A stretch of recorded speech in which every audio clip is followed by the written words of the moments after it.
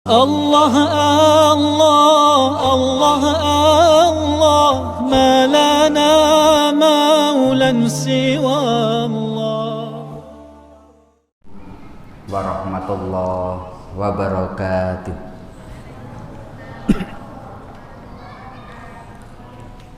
Alhamdulillah wa syukrulillah wa bini'matillah la hawla wa la quwwata illa billah. Rabbi shrah li sadri wa yassir li amri wahlul 'uqdatam min lisani yafqahu qawli.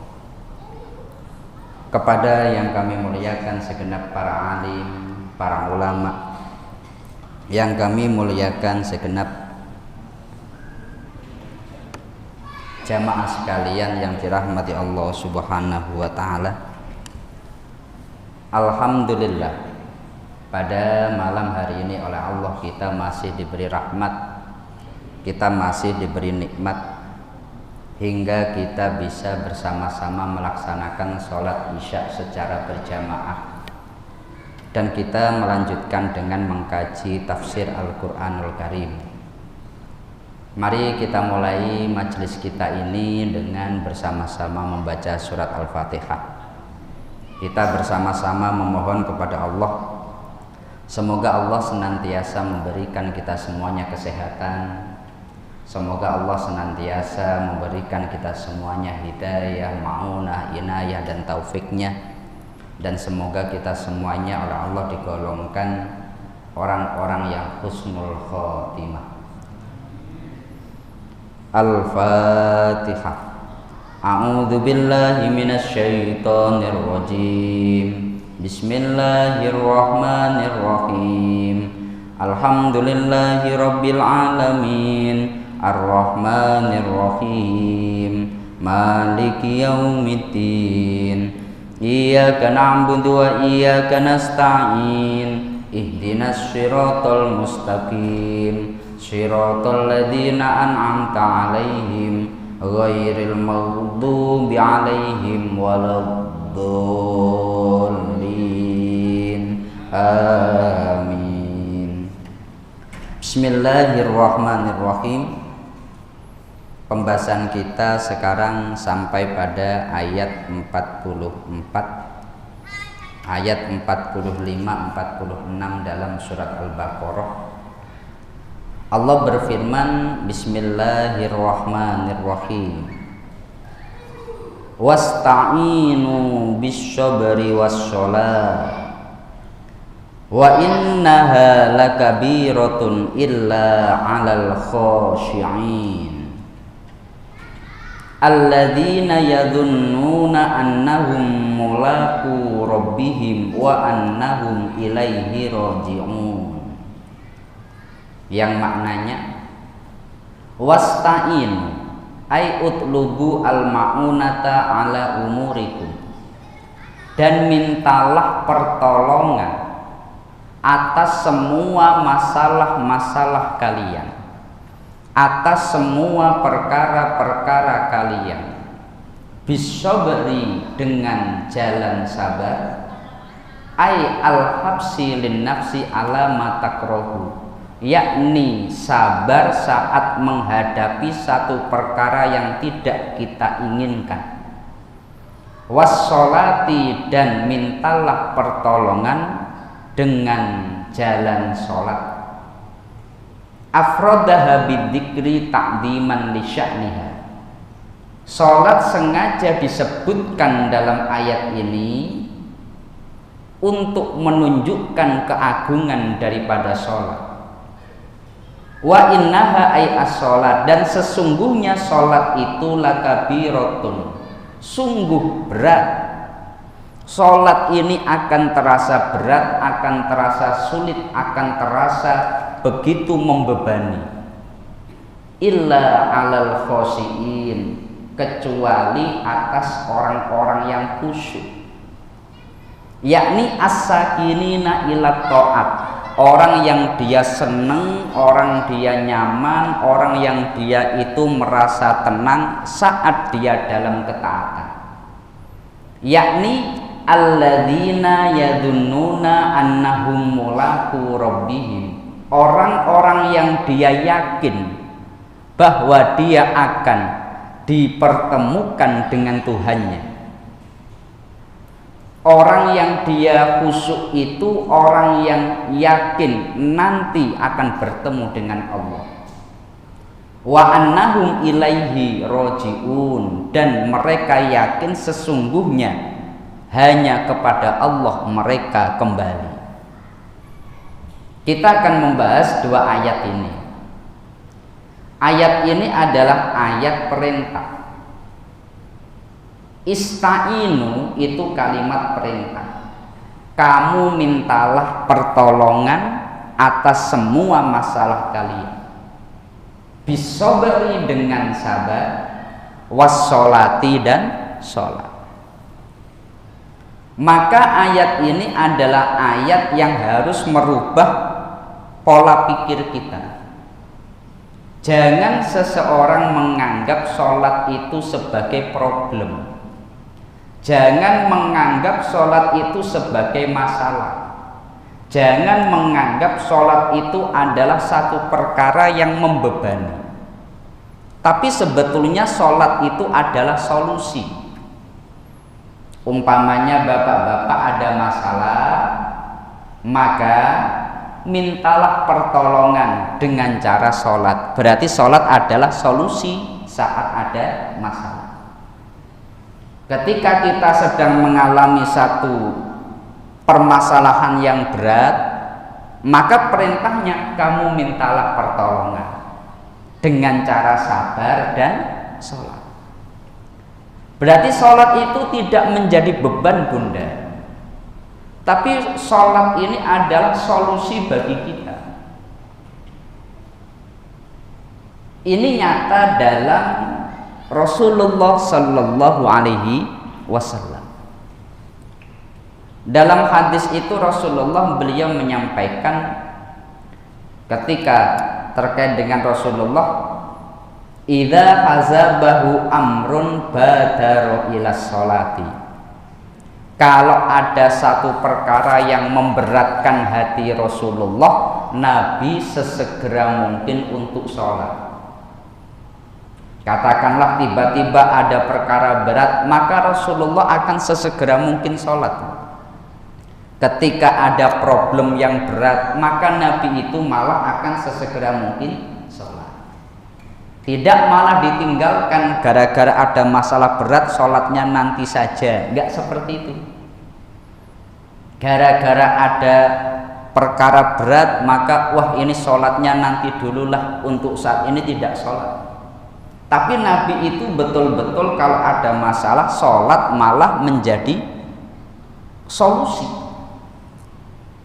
Dan sholat itu sebetulnya bukan problem. Kalau toh kita dalam keadaan sangat sibuk, syariat itu memberikan sekian macam solusi. Ya, satu contoh begini. Umpamanya ada orang resepsi pernikahan. Ya Pak ya, resepsi pernikahan. Resepsi pernikahan katakanlah mulai jam 10 siang atau pagi sampai malam. Ini biasanya dia di make up. Jelas ya Pak ya? Kemudian ketika datang waktu sholat zuhur, orang ini harus wudhu. Waktu sholat asar, orang ini harus wudhu. Waktu sholat maghrib isya harus wudhu. Yang konsekuensinya ini harus menghilangkan sesuatu yang menghalangi wajah atau make up. Orang lebih sayang make upnya atau sholatnya? Dalam keadaan seperti ini orang lebih sayang make upnya atau sholatnya? Biasanya sholat dilakukan atau ditinggal, Bunda? Kok malah ketawa ini? Itu yang terjadi di lapangan, Mbak. Makanya penting sekali kami menjelaskan hal ini. Sebetulnya kita itu memiliki sekian banyak solusi. Satu contoh, kalau di dalam kitab Kifayatul Ahya itu menukil dari penjelasan Imam Nawawi dalam Syarah Muslim. didasarkan pada hadis Rasulullah Sallallahu Alaihi Wasallam bahwa sahabat Ibnu Abbas meriwayatkan jama'a Rasulullah fil Madinah baina duhri wal asri wal maghribi wal isya'i bila safarin wala udrin.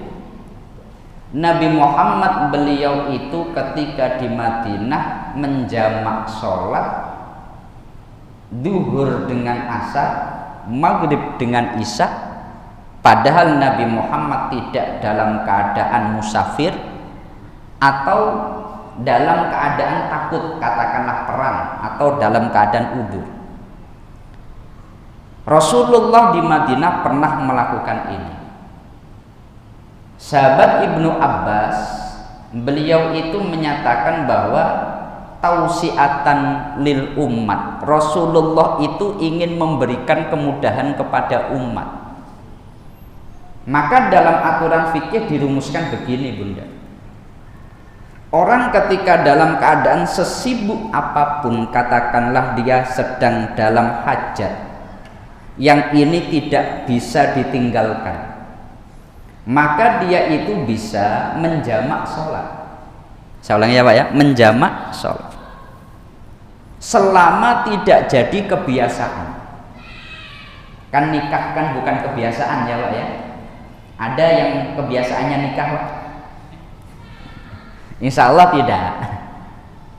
Karena nikah ini kan bukan kebiasaan. Malam takhudhu adatan, selama tidak jadikan kebiasaan, ini situasi yang mendesak, tidak memungkinkan dia wudhu kemudian dia kembali ke pelaminan, wudhu lagi kemudian ini riasannya gimana.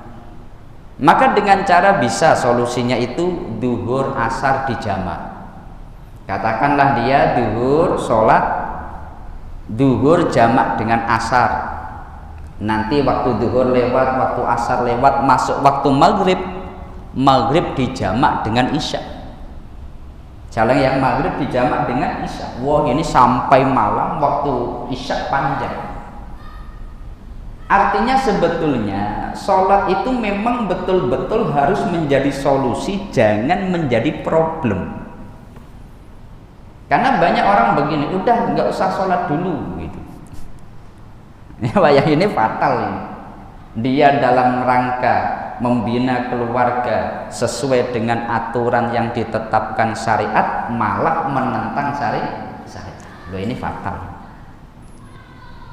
Oleh sebab itu kita harus sesuai dengan ayat ini. Ayat ini menegaskan wasta'inu bis-sabri was-shalah, mintalah pertolongan kepada Allah. Artinya kalau ada masalah, solusinya dengan jalan sholat.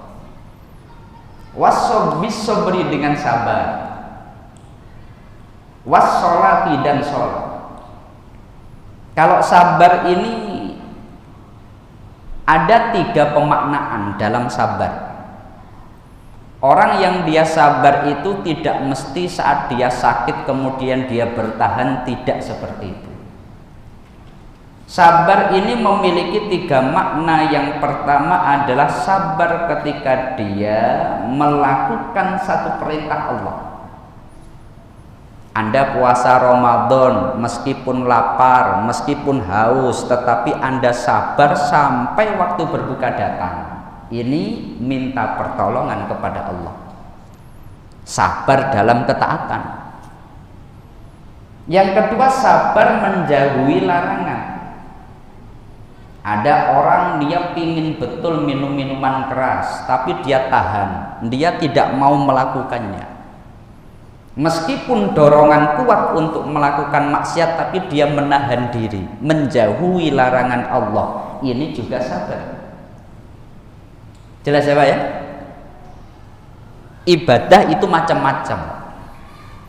Ibadah ini ada yang menjalankan perintah, ada yang menjauhi larangan.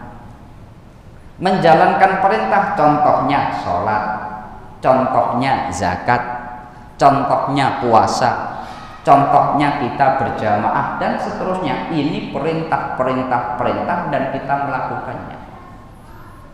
Yang kedua adalah menjauhi larangan. Allah melarang ini, kita tidak melakukannya, berarti sedang ibadah. Allah melarang ini, syariat melarang ini, kita menjauhinya, berarti sedang ibadah. Artinya meskipun orang kelihatannya di rumah dia biasa, dia bisa mendapatkan pahala ibadah yang banyak. Anda duduk di sini, jangan dianggap wujud ibadahnya, oh saya diperintahkan tholabul ilmi maka saya hadir di masjid tholabul ilmi. Tidak hanya itu. Kalau Anda juga niat, saya di masjid juga sekaligus meninggalkan maksiat. Kalau di jalan nonton cewek yang membuka aurat, wah ini maksiat. Kalau umpamanya di rumah menggunjing, wah ini maksiat. Kita di sini bisa dapat dua bentuk ibadah. Satu, menjalankan perintah, sekaligus juga bisa diniatkan meninggalkan larangan. Makanya ketika orang dia memahami ini dalam konteks usul fikih, saat orang tidur itu bisa memiliki ibadah. Anda ketika tidur, Anda niatkan, ya Allah, saya tidur itu saya tidak mencuri, saya tidak zina, saya tidak minum minuman keras. Maka selama dia tidur, dia dihitung ibadah, menjauhi larangan Allah. Jelas ya Pak ya? Oleh sebab itu sekarang saya contohkan, ada orang baru tobat, tadinya dia pemain katakanlah, tadinya dia peminum, naudzubillah katakanlah dia tadinya berzina. Kemudian dia tobat tapi belum mau katakanlah hadir di majelis ilmu, belum mau sholat berjamaah, tapi dia sudah berhenti dari maksiatnya. Dia sekarang sudah tidak ke diskotik lagi umpamanya, dia sekarang tidak judi lagi, tapi belum hadir di masjid. Dia pada saat itu sebetulnya dia sedang dalam ibadah yang besar, yakni meninggalkan larangan Allah. Jelas ya Pak ya? Maka ibadah itu sangat luas. Kenapa? Ada yang dalam wujud perintah, ada yang dalam wujud meninggalkan larangan. Lah orang kadang melihatnya yang namanya ibadah hanya menjalankan perintah saja. Kalau orang itu dia melakukan membaca Al-Quran, kalau dia dzikir, ini perintah semua. Padahal meninggalkan larangan juga sebuah perintah. Maka dalam wujud kesabaran itu ada tiga makna, yang salah satunya meninggalkan larangan Allah dan dia sabar. Maka ini wujud daripada wasta'inu bis-sabri. Kemudian sholat, orang yang dia sholat itu sama. Kita mulai kecil sampai sekarang ini dan sampai kita wafat, selama akal masih ada, meskipun organ sudah tidak bisa bekerja, selama akal masih ada, orang wajib sholat. Ini butuh waktu panjang. Kalau nggak sabar, nggak mungkin bisa. Aku udah bosen pokoknya sholat umpamanya gitu, naudzubillah min dzalik. Oh berarti nggak sabar. Dan orang yang seperti inilah orang yang akan merasakan sholat itu tidak berat. Wa innaha lakabiratun illa alal khoshiyin. Sholat itu akan terasa berat kecuali bagi orang-orang yang khusyuk. Khusyuk itu apa? Ya, khusyuk itu apa? Khusyuk ini ulama berbeda pendapat tentang definisinya. Dari sekian pendapat itu kami nukil di dalam kitab Fiqhul Manhaj. Di sana disebutkan al-khusyu'u yaqdatul qalbi ila ma yuraddiduhu al-lisan. Yang namanya khusyuk itu bangunnya hati, sadarnya hati dari apa yang digerakkan oleh lisan kita, minal adkari wal adiyati wal qiraati, yakni saat kita membaca, saat kita dzikir, saat kita doa, hati kita itu tergerak. Kita betul-betul saat kita melafadzkan maka hati kita ikut hadir. Itu makna khusyuk. Wayat bi ayyatadabbaru kulladzalika wa yatafa'alu ma'a ma'anihi. Dan dia juga merenungkan maknanya. Saat dia sholat, dia ucapannya apa, kemudian dia itu hatinya memahami dan akalnya merenungkan atau menghayati. Wa yus'iru annahu yunaji rabbah, dan dia sadar dia sedang munajat kepada Allah Subhanahu wa taala. Sederhananya, kalau dalam makna khusyuk ini orang dia ngerti bahwa dia sedang munajat kepada Allah dan dia sadar atau ngerti apa yang diucapkan dan digerakkan. Ketika kita Allahu Akbar, kita ngerti apa yang kita ucapkan. Ketika kita membaca kabira walhamdulillahi katsira, kita sadar kita sedang melafadzkan apa. Inna sholati, sesungguhnya sholatku, wa nusuki, ibadahku, wa mahyaya, hidupku, wa mamati, matiku, lillahi ta'ala, hanya milikmu ya Allah. Ketika kita membaca Bismillahirrahmanirrahim, alhamdulillahirabbil alamin, minimal hati kita itu ngerti, tergerak. Jadi khusyuk itu yang paling dominan adalah orang faham, hatinya ikut serta saat dia dalam sholatnya. Tidak hanya difahami dengan gerak apa itu diam. Jadi orang itu ketika dia khusyuk, dominnya itu di hati. Oleh sebab itu ulama-ulama dulu itu, karena ini kaitan dengan hati, secara dohir nggak nampak. Bahkan kalau dalam kitab Qurtubi itu disebutkan, wakana as-salafu yastahiduna fi satri ma yadharu min dalik. Mereka betul-betul menutupi apa yang nampak dalam dohirnya. Maksudnya bagaimana? Khusyuk udah di dalam hati saja. Ketika hatinya betul-betul khusyuk, dohir akan ikut. Maksudnya begini, Pak. Ada orang itu dia dalam hal khusyuk itu dibuat-buat. Kalau dibuat-buat ini, ulama mengatakan ini nggak boleh.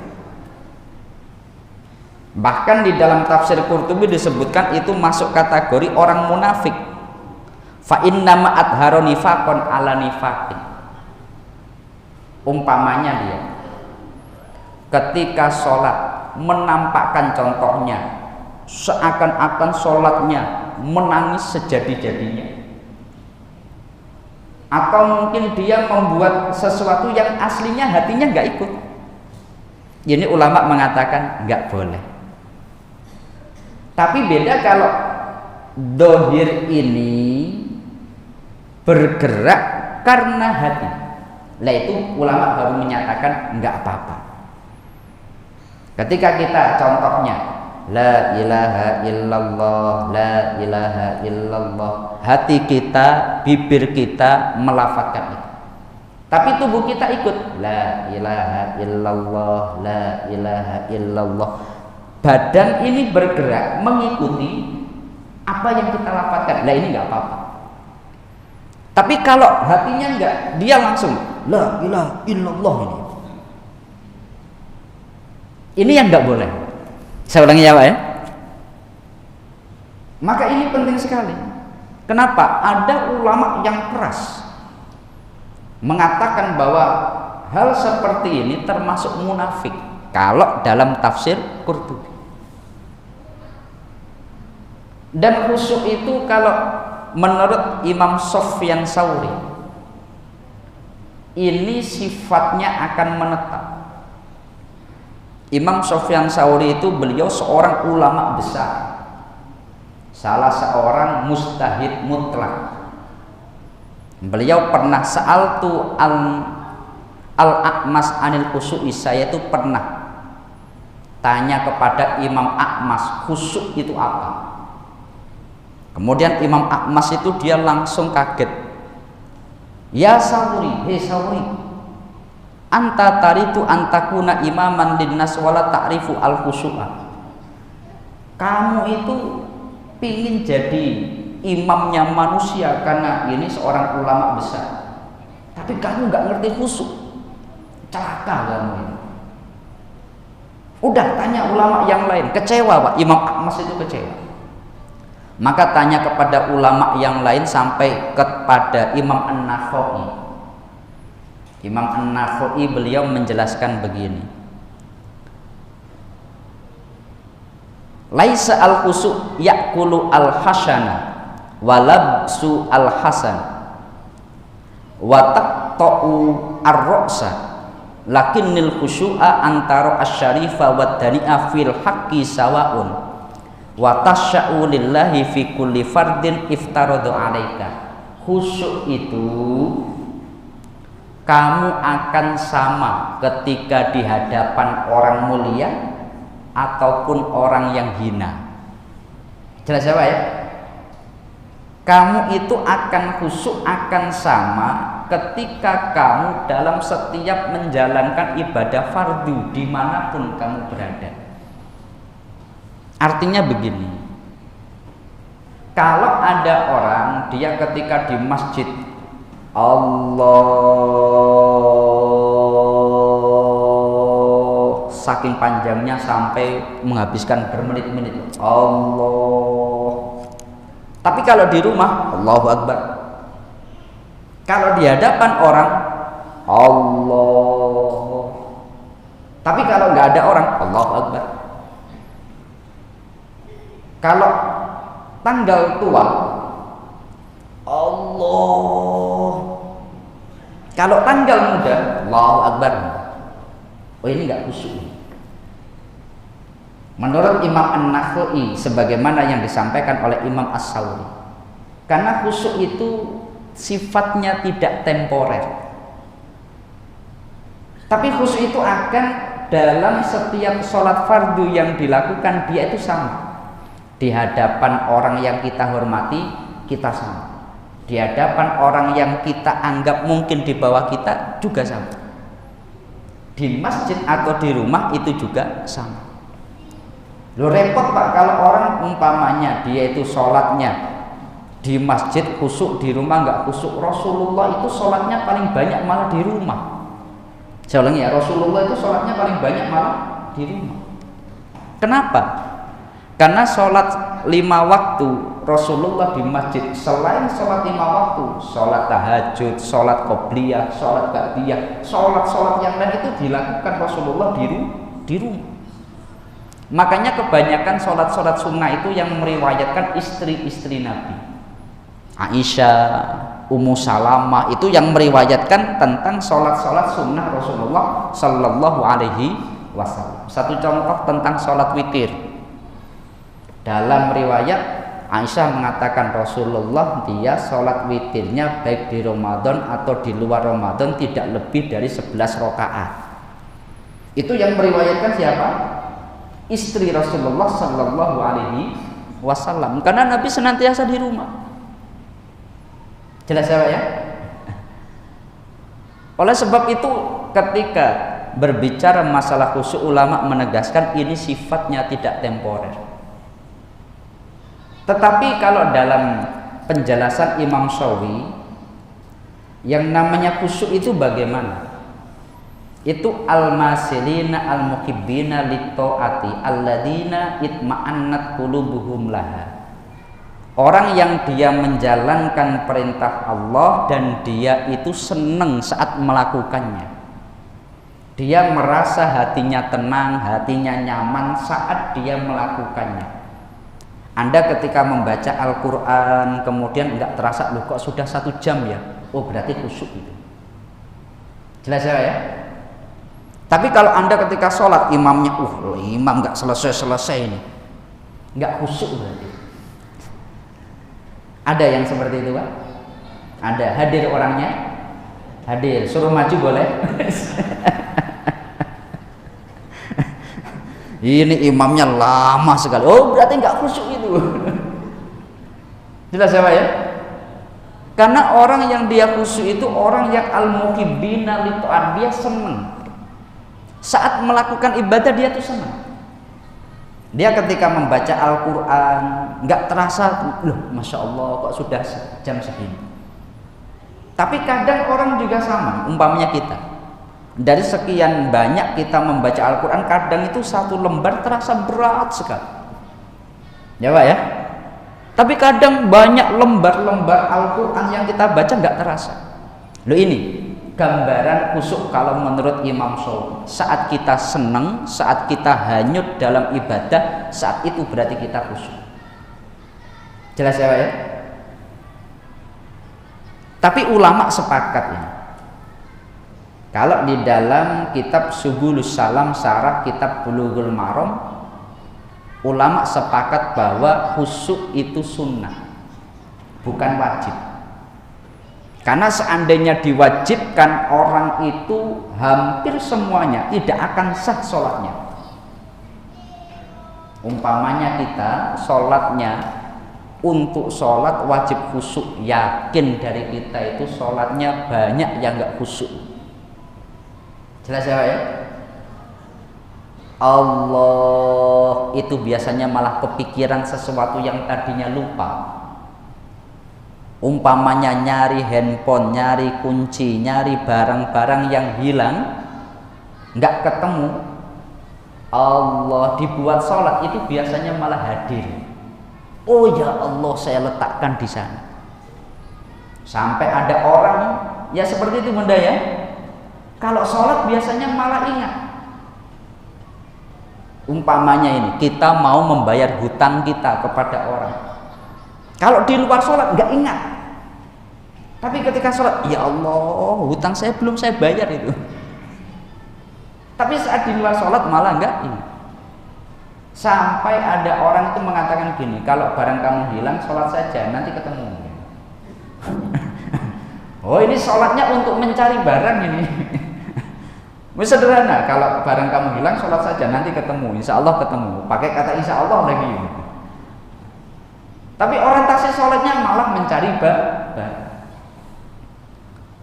Maka kalau sholat itu khusyuk diwajibkan, kita akan kebanyakan gagal. Oleh sebab itu kalau dalam aturan fikih sholat itu yang wajib tumak nina. Saya ulangi ya Pak ya, sholat itu yang wajib tumak nina. Lalu letak khusyuk itu minimal harus ada dalam sholat kita, minimal saat takbir. Minimal saat takbir. Katakanlah setelah takbir kita kemudian membaca Al-Fatihah, membaca surat, kemudian kita rukuk sujud, kita sudah mikir hal yang lain, kita dihukumi sholatnya sah tapi tidak mendapatkan kesunahan khusyuk. Tapi minimal saat kita itu takbir Allahu Akbar, kita harus sadar, kita harus hadir hati kita. Makanya ini kalau dalam kitab fikih, ketika orang takbiratul ihram wajib dia hudurul qalbi. Tapi ada juga orang yang dia betul-betul dalam sholatnya betul-betul menghadirkan hati. Lah orang yang seperti ini kalau dalam pandangan Imam Ibnu Katsir, kualitas iman itu beda. Soalnya kualitas iman itu beda. Gambaran daripada orang yang seperti itu adalah alladzina yadunnuna annahum mulaqu rabbihim wa annahum ilaihi rajiun. Orang yang yakin dia akan bertemu dengan Allah Subhanahu wa taala. Tingkat keyakinan orang beda-beda. Maka bagi orang yang betul-betul yakin, seluruh sholatnya bisa khusyuk. Orang yang dia betul-betul iman, seluruh sholatnya akan betul-betul berkualitas. Contohnya Umar bin Khattab. Dia itu kan ketika sholat, dia ditusuk oleh Abu Lu'lu'ah al-Majusi. Umar bin Khattab itu wafat. Dia wafatnya gara-gara ditusuk oleh Abu Lu'lu'ah Al-Majusi. Tidak terima dengan putusan Umar, akhirnya dia dendam. Saat Umar sholat berjamaah, memimpin orang sholat, Umar berbalik, sawu sufufakum faina taswiyata sofi min tamamis sholat. Abu Lu'lu'ah dia berada di barisan belakang, langsung maju menusuk Umar. Dan yang ditusuk pisaunya itu seperti pancing, ya. Jadi memang sulit dikeluarkan, kayak pancing itu kan begitu. Sekali nancap sulit untuk lepas. Lah Umar itu dia ketika dilepaskan sulit, maka dia ngomong, udah saya sholat dulu, nanti lepaskan ketika sholat. Lah ketika sholat dilepaskan, Umar nggak terasa. Lah itu gambaran alladzina yadunnuna annahum mulaqu rabbihim wa annahum ilaihi raji'un. Kalau kita jangankan ditusuk yang pisaunya seperti mata pancing, saat ada nyamuk saja itu kita terganggu. Allah, ini jangankan pisau, nyamuk. Artinya tingkat keimanan orang memang berbeda. Lah di sini yang membedakan kualitas khusyuk itu kalau menurut para ulama keimanan. Orang yang yadunnuna annahum mulaqu rabbihim, yakin betul bertemu dengan Allah, maka dia gambarannya seperti Umar bin Khattab atau sahabat Ali bin Abi Thalib. Tapi kalau untuk kita minimal standarnya saat Anda sholat Allahu Akbar harus bisa menghadirkan hati kita. Jelas ya Pak ya? Ini kenapa? Standar minimal dalam sholat saat orang takbir harus hudurul qalb. Tapi kalau menurut Imam Al-Ghazali tadi atau menurut ulama fikih sebagaimana dalam kitab Fiqhul Manhaji, faham apa yang diucapkan. Kita kalau pingin seluruh sholat itu minimal kita khusyuknya banyak, kita fahami yang kita baca. Ya, fahami yang kita baca. Jangan hafalan, artinya hafalan begini. Bibirnya ngucap bismillahirrahmanirrahim, alhamdulillahirabbil alamin, arrahmanirrahim, maliki yaumiddin. Argentina sama wih ini menang mana ya Allah. Bibirnya membaca Al-Fatihah, pikirannya ke sepak bola. Ya kayak kemarin itu Pak kan? Yang mana itu? Yang sampai subuh itu? Wah itu banyak orang yang seketika berangkat ke masjid itu masih membawa handphone ya. Karena masih ini penalti, ini menang apa kalah gitu. Orang yang dia khusyuk hendaknya dia itu memahami apa yang dibaca. Kalau kita memahami yang dibaca, maka sepanjang kita sholat itu kita tidak akan pikirannya kemana-mana. Jelas ya Pak ya? Tapi kalau nggak paham, bismillahirrahmanirrahim, alhamdulillahirabbil alamin, arrahmanirrahim, maliki yaumiddin, iyyaka na'budu wa iyyaka nasta'in. Udah, bibir gerak sendiri otomatis. Meskipun pikiran itu kemana-mana, bibir gerak otomatis. Nanti jadinya Bu, ini 3 rakaat apa 4 rakaat ya Allah. Jelas ya Pak? Maka ini makna daripada ayat yang kita bahas. Allah memerintahkan kepada kita, bila kamu ada satu perkara minta pertolongan kepada Allah, maka wasta'inu bis-sabri was-shalah. Mintalah pertolongan kepada Allah dengan cara sabar dan sholat, dan ini berat kecuali orang-orang yang khusyuk. Orang yang khusyuk siapa? Orang yang yakin ketemu dengan Allah, dipertemukan dengan Allah, dan yakin semua kembali kepada Allah. Nah ini makna daripada ayat yang kita bahas. Mungkin sebelum kami lanjutkan, dari jamaah ada yang ingin ditanyakan, kami persilahkan. Ini Bunda ada yang ingin tanyakan?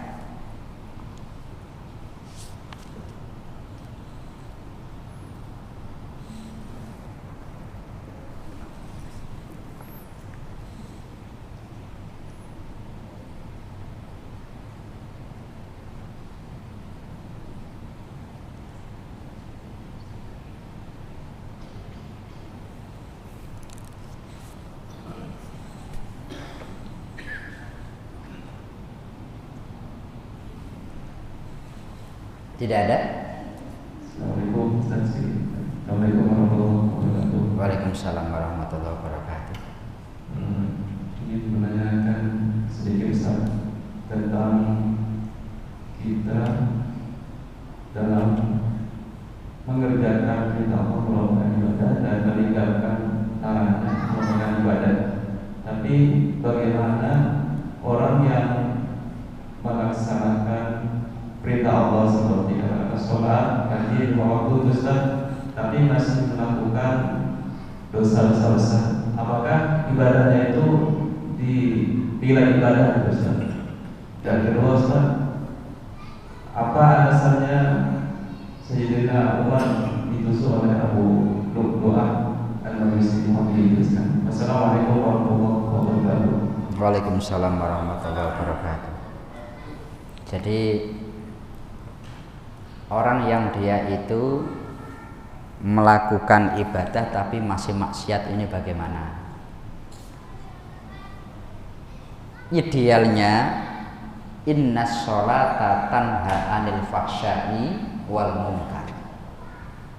Orang yang dia itu sholat, maka sholatnya ini harus bisa mencegahnya dari perbuatan keji dan mungkar, perbuatan yang kotor dan perbuatan yang itu sifatnya maksiat. Tapi ada orang yang dia itu sholat ya dilakukan, maksiat ya dilakukan. Nah ini bagaimana? Hal seperti ini kita harus mensikapinya bahwa tingkat orang meninggalkan maksiat itu beda-beda. Ini dalam penjelasan hadis Rasulullah, man ra'a minkum munkaran falyughayyirhu biyadihi. Fa illam yastati' fa bilisani, fa illam yastati' fa biqalbihi wa dzalika at'aful iman. Orang yang dia melihat kemungkaran maka dia hendaknya merubah, menghilangkan kemungkaran itu dengan tangannya bila mampu. Bila tidak mampu dengan tangan maka dengan lisannya. Bila tidak mampu dengan lisannya maka dengan hati. Maksudnya bagaimana? Orang yang dia maksiat, dia tuh ngerti oh ini dosa. Tapi dia belum bisa dengan kekuatannya, dia belum bisa dengan lisannya. Minimal dia harus bisa ingkar dengan hatinya. Saya ulangi, minimal dia harus bisa ingkar dengan hatinya. Satu contoh, ada orang sholat tapi judi, berangkat ke masjid pakai peci, pulang dari masjid ke tempat judi pecinya gini, udah posisiin, wah ini sholat ya jalan, maksiat ya jalan. Selama dia tidak sampai menghalalkan satu perkara yang haram, dia masih selamat, potensi tobatnya besar. Jelas ya? Tapi kalau dia itu katakanlah udah ini halal itu, wah ini orang yang seperti ini wahallala ma harramallah, kalau dalam sulam taufik bisa keluar dari Islam. Jelas ya? Dia maksiat jalan, dia ibadahnya jalan, selama dia hatinya masih ingkar dengan maksiat itu, insya Allah ini aman. Jelas ya? Apakah dosa? Ya tetap dosa. Cuma dalam hal ini tingkat orang meninggalkan maksiat beda. Satu contoh, ada orang dia sudah ketagihan obat-obatan terlarang. Jelas ya? Bukan berarti ketika dia nggak bisa meninggalkan itu dia harus mengkonsumsi terus, karena kalau enggak maka dia sakau, katakanlah begitu. Dia bukan berarti karena nggak bisa meninggalkan kemudian dia tidak amar ma'ruf nahi mungkar. Minimal kalau tidak kuat secara fisik meninggalkan, tidak bisa dalam lisan mengucapkan, hatinya ingkar, saya tahu ini salah. Minimal begitu. Lalu untuk hal seperti ini bagaimana? Orang yang dia melakukan dosa besar itu wajib taubat. Taubat itu caranya bagaimana? Dia dengan meninggalkannya. Satu contoh, dia sholat jalan, maksiat jalan, tapi dia saat maksiat itu yang dilakukan dosa-dosa besar. Selama dia tobat berkali-kali pun itu nggak masalah. Satu contoh ini, saya ulangi nih. Artinya ya selama sesuai syarat tobat, bukan berarti nanti dibuat program, bukan. Kalau dibuat program jelas salah, tapi sesuai syarat tobat artinya begini. Dia itu habis sholat, dia itu kemudian maksiat. Setelah itu dia menyesal, ya Allah yang saya lakukan salah. Dia tobat, mohon ampun kepada Allah. Nanti sholat lagi, habis itu maksiat lagi, tobat lagi, sholat lagi, maksiat lagi, tobat lagi. Dalam hal ini ulama menegaskan, selama dia taubat dia tidak dianggap orang yang istiqomah dalam maksiat. Saya ulangi ini, selama dia taubat maka dia meskipun nanti ternyata melakukan lagi tidak dianggap istiqomah dalam maksiat. Dengan dia taubat udah putih, tobat putih, tobat putih. Tapi nanti kayak ular apa yang hitam putih itu, Pak? Ular belang ya gitulah. Ya kalau kayak zebra cross lah nanti saat di akhirat.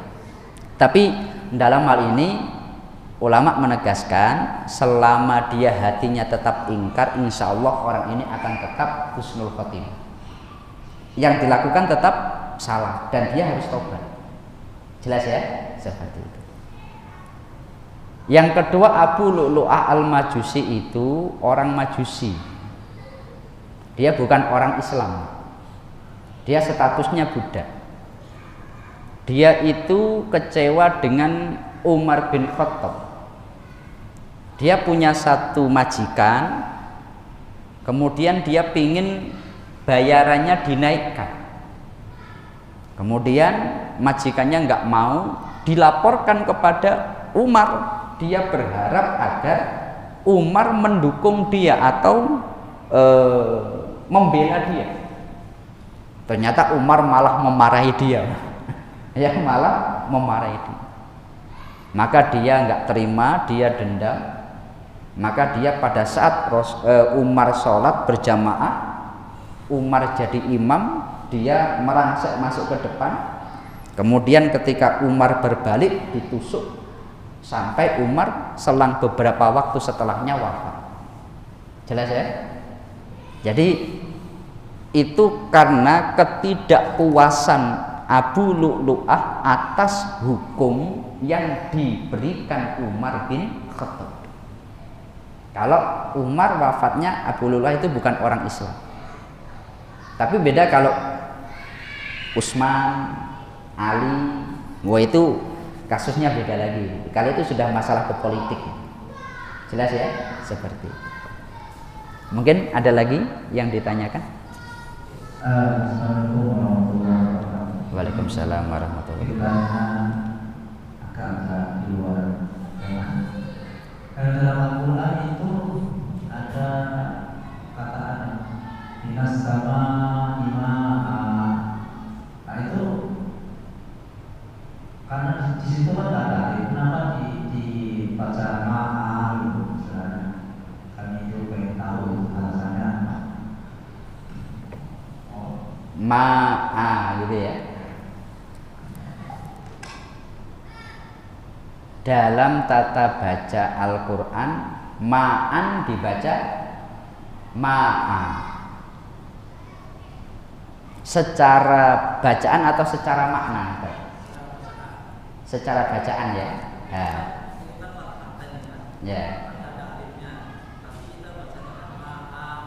Ya.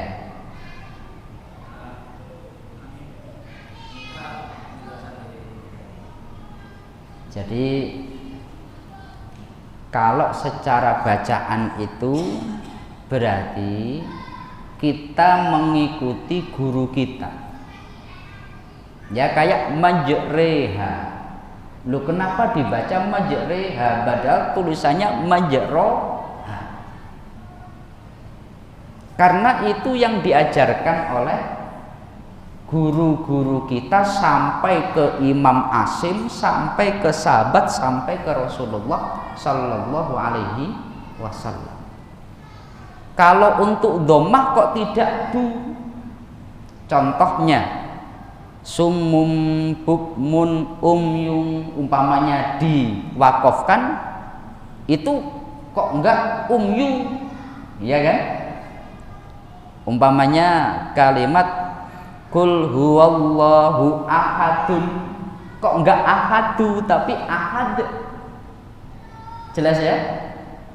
Tapi kalau fathah kok ma'am, wakaf ma'a gitu. Kalau untuk baca ini murni berdasarkan qiraah daripada imam kita, jelas ya? Cuma beda kalau nanti begini, contohnya itu kalau untuk yang ada yang berkaitan dengan nahwu. Kita kalau membaca kul huwallahu ahadunillahus somad, itu bukan saat diwasolkan atau dibaca lanjut itu bukan kul huwallahu ahadullahus somad, tapi kul huwallahu ahadunillahus somad. Loh, kenapa kok dibaca nil? Jelas ya? Kalau ini kaitan dengan masalah nahwu, masalah tentang gramatika, di mana suara dhammah tanwin itu adalah nun mati. Nun mati bila bertemu dengan huruf yang mati maka hendaknya dibaca kasroh. Idza khurika bil kasri, kalau itu kaitan dengan ikhlas. Untuk tata cara baca sesuatu yang sifatnya kalau tadinya wakaf kemudian dibaca lanjut ada dua huruf mati, hendaknya yang dibaca kasroh. Kalau ini kaitan itu. Tapi kalau untuk kenapa untuk fathah tanwin itu a, tapi kalau untuk yang lain enggak? Untuk contohnya kul huwallahu ahad, bacanya kok ahad, enggak ahadu. Padahal sama-sama fathah tanwin, dhammah tanwin, kasrah tanwin. Lah ini karena memang cara bacanya begitu. Alasannya bagaimana? Ya alasannya ya yang diajarkan begitu, kayak bismillahirrahmanirrahim. Alasannya kenapa? Ya memang cara bacanya begitu. Jelas ya? Wah, ini cara baca kok. Al-Quran itu diturunkan dengan 7 huruf, artinya 7 qiraah. Kita kalau 2019 kalau nggak salah, media sosial itu rame Pak, dikira ada orang membaca Al-Quran palsu karena cara bacanya aneh. Maka dikira masyarakat itu orang ini membaca Al-Quran palsu. Ternyata tidak. Setelah ditelusuri dia orang kawasan Afrika. Itu madhabnya Maliki. Rata-rata di sana imam atau qiraahnya beda dengan kita. Itu banyak itu. Kalau kita umpamanya imam-imam yang di luar Indonesia membacanya berbeda. Contohnya ketika membaca kita imalah hanya bismillahirrahmanirrahim. Kalau imam yang lain setiap ada alif layyinah dibaca imalah. Wadduhi wallaili idza saji ma wadda'aka rabbuka wa ma qali. Anda nggak pernah dengar ini Quran apa ini?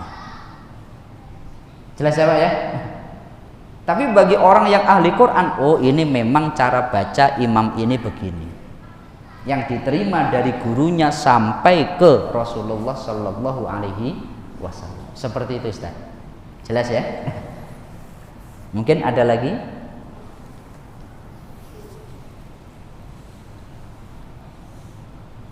Atau sudah cukup ya?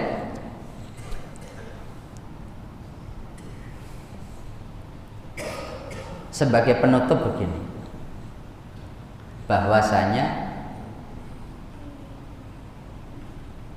Oh, ada yang tanya? Silakan. Assalamualaikum warahmatullahi wabarakatuh. Waalaikumsalam warahmatullahi wabarakatuh. Tadi saya menyimak penjelasan dari Ustaz bahwa ada seseorang yang mana dia di rumah sholatnya itu takbir yang dia kita dari takbir tadi ya Ustaz ya. Itu kok biasa aja gitu. Tapi ketika seseorang ini berada di masjid itu macam main khususnya gitu Ustaz ya. Jadi tadi saya mendengar istilah ini orang ini termasuk orang yang munafik gitu ya Ustaz ya. Jadi saya izin bertanya Ustaz, apakah kita itu boleh mengucapkan, melepaskan kata-kata munafik itu kepada seseorang gitu Ustaz? Dan kapan saat-saatnya seseorang itu kita bilang munafik itu? Apakah secara gampang aja boleh kita ucapkan gitu Ustaz? Ya. Ustaz, assalamualaikum. Waalaikumsalam warahmatullahi wabarakatuh. Jadi ini kata munafik itu yang ada di dalam tafsir Qurtubi.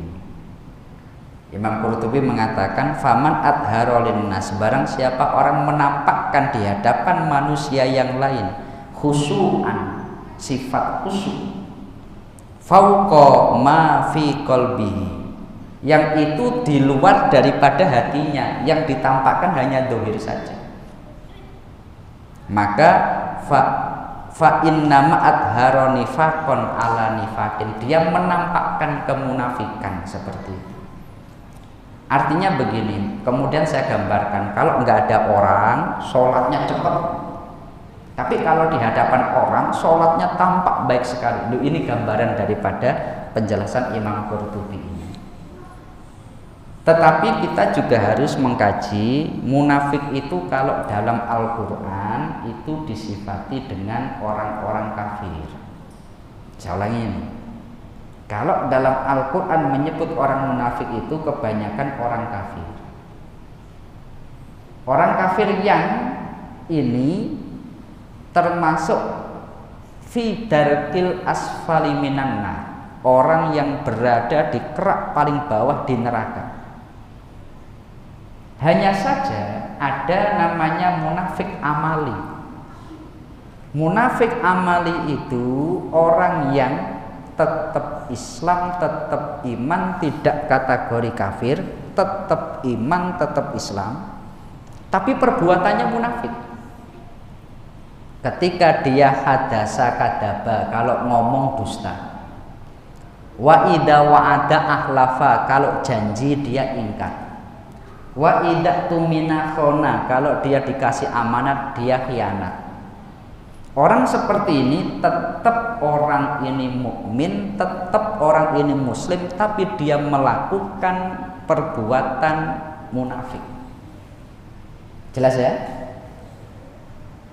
Dalam hal ini maka kita nggak boleh langsung mengvonis orang itu munafik. Maksudnya begini, ini sama seperti dalam Al-Quran ketika menyebutkan tentang orang yang dilaknat. Ulama mengatakan kalau menyebut orang kafir itu dilaknat secara umum boleh, tapi kalau menjustis kamu ini dilaknat nggak boleh. Saya ulangi ini, kalau secara umum boleh, tapi kalau menjustis kamu nggak boleh. Kenapa? Karena memang secara teksnya begitu, orang kafir katakanlah dia dilaknat. Tapi kalau kamu lo bisa jadi orang ini tobat, maka nggak boleh.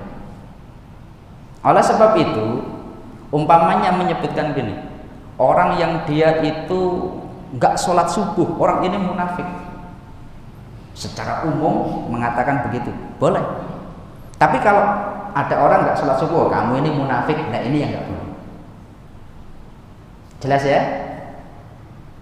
Ini tidak menjustis orang. Ini tidak menjustis orang.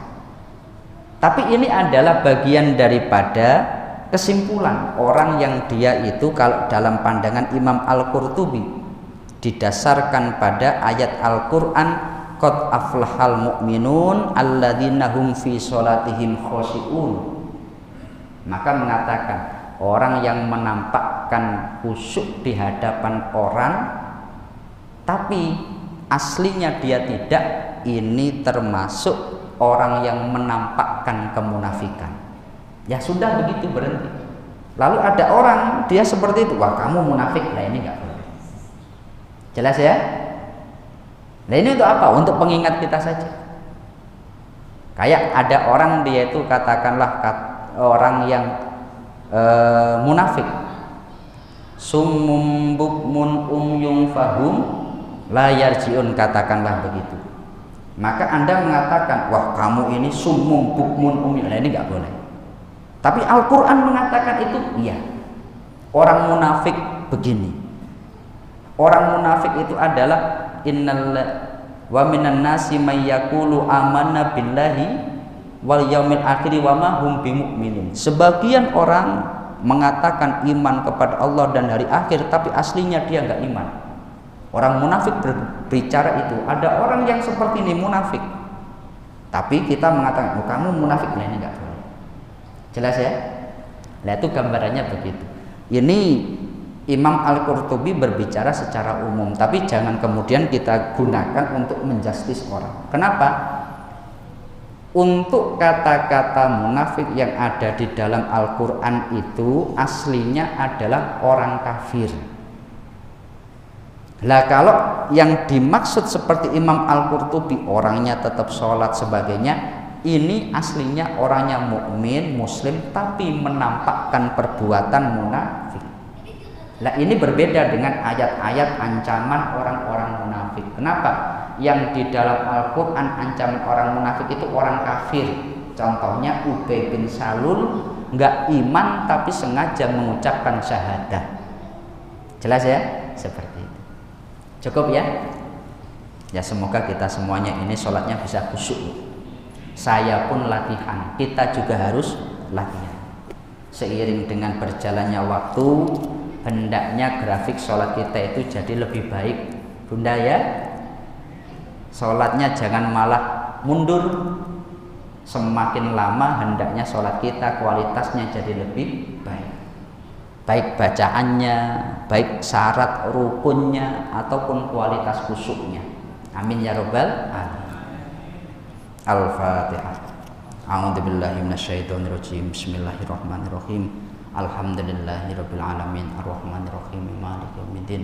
Iyyaka na'budu wa iyyaka nasta'in ihdinas siratal mustaqim siratal ladzina an'amta 'alaihim ghairil maghdubi 'alaihim waladdallin. Amin. Demikian yang bisa kami sampaikan dari awal sampai akhir. Apabila ada kurang dan lebihnya mohon maaf yang sebesar-besarnya. Akhirul qauli wallahul muwaffiq ila aqwamit thoriq. Wassalamualaikum warahmatullahi wabarakatuh.